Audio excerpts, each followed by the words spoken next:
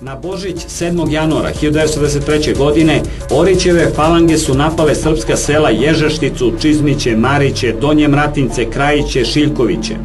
I za više od 1000 vojnika koje je predvodio Orić, išlo je najmanje još toliko civila, žena, odrasle dece, na traktorima sa konjskim zapregama, džakovima.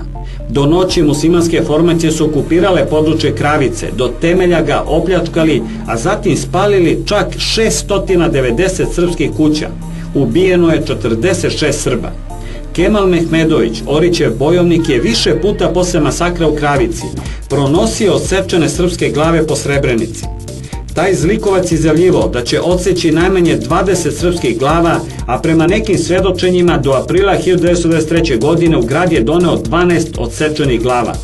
16. januara 1923. godine Orićeve formacije počinile su nove masakre u Skelanima, Kušićima i Ćostićima, ubivši 70 Srba.